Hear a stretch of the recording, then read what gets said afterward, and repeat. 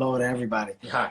What I think I saw that really shined a light on just my outlook. I saw a post where they quoted, Nelson Mandela and what Nelson Mandela, endured and went through. My wife showed it to me. That's where I saw it. And, it said for over 20 years, Nelson Mandela was, he was in a cell alone by himself. No one to talk to. That was the ultimate level of your quote unquote quarantine, without it being called a quarantine. As people, what are we complaining about and what can we not do? This shall pass and we can get through it together. So it was, it was pretty dope to just see and hear, a different perspective on it, and take that perspective and use that to highlight the way of thinking for your family. Guys, this is why we're going to do this. And this is why we shouldn't complain. This is why we don't have a reason to complain. So there's tons of those out there if you want to find them to show you that, if your household got a little loud, got a little difficult, it ain't the end of the world. It's definitely not the end of the world. What's the stuff that's going on? I want to ask you about humor in a minute. Humor in this space. When things are difficult, often, it's where a lot of humor kind of comes out of our difficulties, our challenges in life. How, for you, kind of, is that happening kind of in the moment? Do you find yourself, is that part of your coping mechanism? Is it part of the way that you relate to the people around you? Are you finding it as a source of like creative inspiration? Look, you can't sit me down for too long and not expect me to come out of it better somehow. Sitting me down for this long, you're giving me time to write. You're giving me time to think. You're giving me time to create on another level. So when it comes to my funny, I got 20 plus years in this business now. So my funny is broken down on so many different levels now. So it's not just about me being funny. It's about finding funny that I can provide globally. What are the IPs that I can create right now? What are the things that I can create for this digital space, this streaming service? It's ignited a real spark in me to say I should come out of this when it's over with 5 pieces of material that can be strong and evergreen in the world today. So what are those things? So literally every day is a writing day. I wake up, I check in, go to the office. By office, I'm talking about in my house, and I sit and I just jot and brainstorm. Something to come of it. All of it's not gonna be gold. Most of it's shit. But it's about finding that one thing that may be good. Hopefully I land on something. Yeah, because I remember when. And it's amazing. You are so disciplined. You work so hard. I know you do. And I remember when we last spoke, it wasn't that long since you had the car accident. Mm-hmm. Yeah. And I think you said for the first time in your life, maybe, you'd kind of been forced into a situation where you had to take time out. And like that in itself was its own revelation. That was kind of a really valuable time. And what's crazy is that, when we talked then, I was like, yo, look, for the first time in my life, I actually, I'm sitting down. And I don't sit down. This is the first time that I was actually sitting down. I sat home, you're talking between 4 to 6 months. I was home, not doing nothing, recovering, getting better, rehabbing. And I was just home. And when I was home, I got to be more present, more conscious of my household, much more familiar with why this is an important time for me. And it was, Kevin, take advantage of this. Don't look by this. Don't just speed by this moment. This is important. This is something that was supposed to happen. And now because of it, look at the connection between me, my wife, and my kids is at the all-time high. And now, when I just step back out to work. I just stepped back out. I was, we were filming, I just got done doing a series for Quibi. I was about to start Man from Toronto, which is a movie I'm doing with Sony. And then this came. And when this came, now I'm back and I'm sitting down again. So, where it could be looking at like, damn, what the fuck, man? it's not. I'm like, you know what? I'm not fighting this. It's obviously supposed to happen. So I'm not fighting the universe. I'm not fighting that man upstairs. You know, I'm gonna go ahead and I'm gonna take whatever this is, and I'm going to try to open up my eyes enough so I can see whatever lesson that's trying to be taught to us all. Yeah. We're all being, this is something that's happening, and we're never going to truly know why. Mm-hmm. But if we search for a positive why, it'll be, if we all come out of it better, then we're going to look back at it like, hey man, thank God that shit happened. Our world was on a crazy downward spiral to something that we don't want to be or didn't want to see. Yeah. But when we all were forced to be in a house and love one another and come into an amazing space where through the internet, which is turned somewhat bad, which has been used as the weapon of destruction, we've now elevated into something of good. You're seeing people share positivity for like the first time in forever. It's been a while, right? It's been a while since we've seen people share positivity. You know, you're seeing people in different countries on their balconies singing songs together. You're seeing people in Brooklyn singing songs together. You're seeing people become a unit. Yeah. You're seeing us go back to the thing that we were all trying to march towards. And I think that's a beautiful thing that should be realized and recognized. So, you know, I don't want to overlook these amazing moments and these amazing times that we're being presented with. Within everything bad, there's some fucking good. Open your eyes up and find that good. You just gotta open your eyes up. There's been some incredibly inspiring stories. I was looking at I don't know if it was last week, Kevin. You're from Philly originally, right? Yes, sir.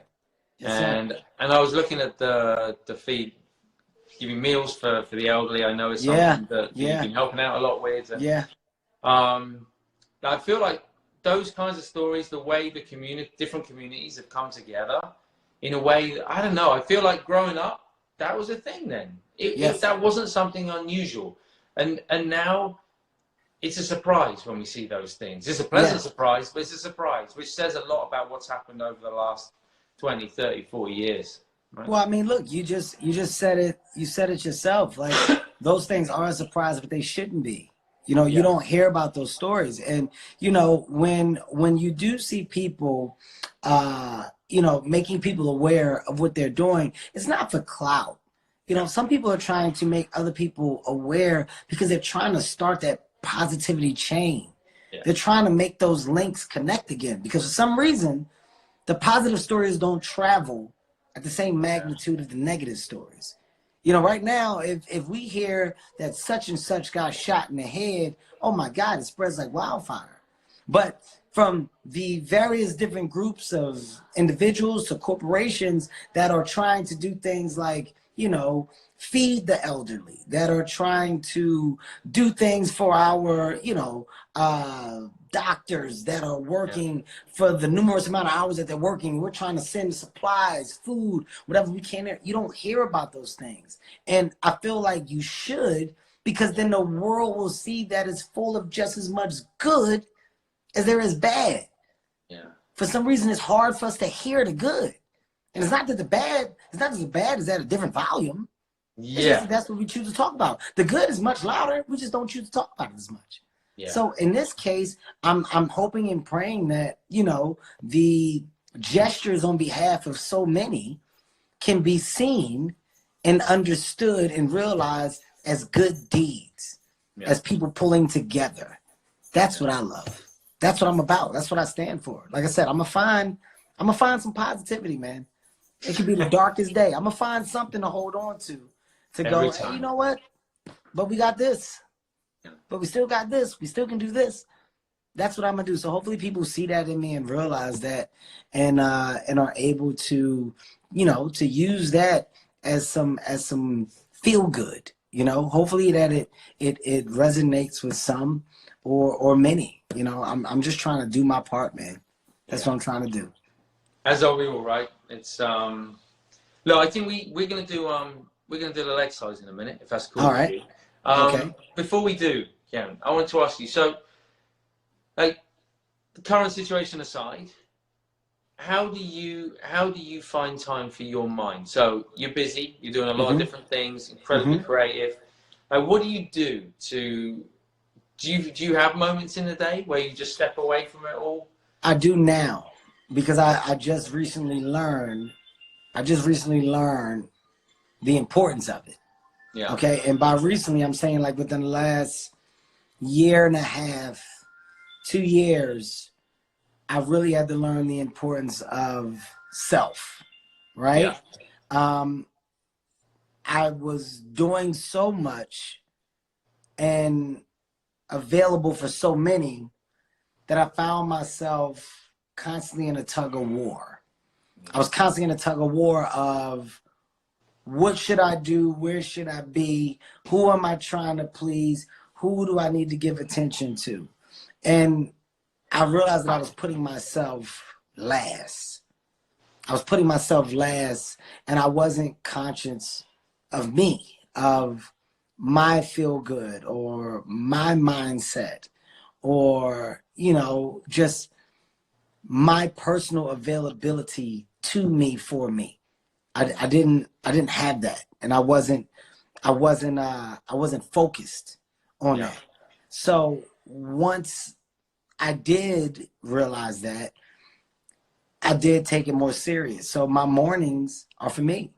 My mornings where either if I'm taking a run or if I'm in the gym, it's for me. It's for me to exercise certain things with me, for me.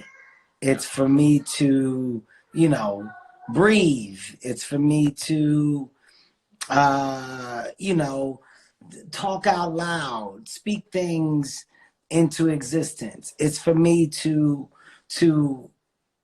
truly put the time into bettering myself. And it starts with my mind. And I had to learn to take care of that, because I didn't. And that's me just being absolutely honest. I didn't take care of it. And, meditation even played a significant role. And what I found out was funny is that I didn't frown upon it, but because I didn't know what it is, I assumed that it was something else. Yeah. Like when it was brought up to me, and it was like, "Yo, do you meditate? Meditate? What? Hey, man, ain't nothing wrong with me. The hell you talking about meditate? I don't need to meditate. I'm fine. Look at me. Look at my hands. Why I need to meditate? Can I? Would I be able to do this if I needed to meditate? Would I be able to do this with my hands?" And after having some conversations that were just grounded and real, where people was like, "Yo, do you know why meditation is dope? Do you know what makes it special? What makes it important? Like, if you don't, Kev, give it a try." And it was when some friends that were really close to me told me to try it, and I did. I just found myself a little more at ease. Yeah, I guess you can say. Like right now, as you see, like I'm not on edge. I'm not on edge. I'm not like chasing a bunch of shit. Like, I'm a hustler. I'm a go-getter, but it's not like I gotta get it. What's going on? It's not that. I'm just so much more calmer and understanding of myself, and that, Kev, if you put the work into things, your work will pay off. Yeah. Certain things you can't control, so because you can't control them, they don't need the extra amount of energy of what you can't control. But I had to get myself into this place. Yeah. It was a good turn that I made, though. A turn that I'm very thankful for. Yeah. And I love that. And I think for me, that's always the place to come back to with meditation. Doesn't change the situation around us, but it changes our relationship with it, changes our experience of it, our perspective of it. And the thing we've been trying to do with this game is just giving people a place they can come to each day, twice a day, where they can just pause. And in silence, we're all united. We're all in this kind of together. We're not all experiencing it in the same way. Some people have it so much harder than others. But in silence, we can be united. There's a sense of togetherness, a sense of community, even if we are spread all over the world. So that's that's the deal. That's you doing your part. Would you be up for just taking 10 short breaths with us? Oh, come on, brother. I'm having a good time. So this is you can lie down, Kevin. You can sit there. You can turn your camera off. Whatever's most comfortable for you. You can leave it on. If you're at home, you can sit down, you can lie down. Just make sure you're going to be comfortable just for the next minute. Okay. And we're going to start in the usual way. So we're going to start off with the eyes open. Eyes open first. We're going to start with the eyes open and a really soft focus. Just, it's like you can just see the whole space in front of you, but without moving the eyes. And we're going to take one big deep breath, breathing in through the nose. And as you breathe out through the mouth, just gently closing the eyes. And just pausing. Just enjoying that moment of having stopped, having nothing to do, nowhere to go. Just checking in with the body, notice how the body feels, any sense of comfort or discomfort in the body. And then just slowly starting to become aware of the breath, so that rising and falling sensation. So the mind's going to wander for sure. We see it wander, it's okay. We just acknowledge it, we let it go, and come back to the breath again.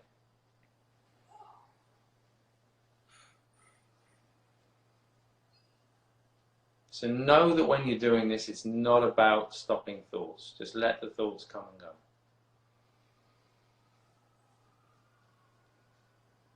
Not breathing in any special way. Just a couple more breaths.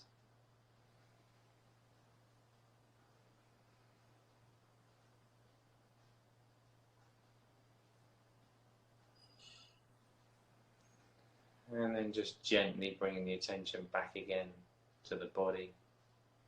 Back again to that feeling of contact and weight. And then you can just gently open your eyes again.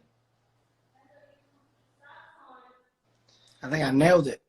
Did I nail it? Good man. I think I nailed it. I have some gold stars around here somewhere. I think I nailed it. I'll put around.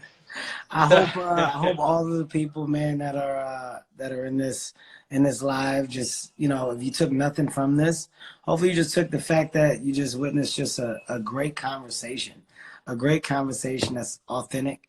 It's real. And, you know, I think in today's time, these are the things that people need. They just need to see real moments, real people, real things. And hopefully you all take something from it, you know? Let's all come out of this better than we were before we came in. Absolutely. Thanks, Kevin. Thanks so much for joining this afternoon. My guy. Thank you, all of you, for tuning in. We'll be back here at Take 10 tomorrow. More amazing guests. Be well, stay safe, and we'll see you back here tomorrow. Yes, sir. See you later. Take it easy. Bye. So dope. Yeah. Oh man, this is where I get old. I don't know how to do this. Okay. All right. That's okay. two of us. Here, yeah, just two of us just clicking the screen. We don't know what the hell. Fingers. Okay. All right. I got it. Take it easy, everybody. Bye.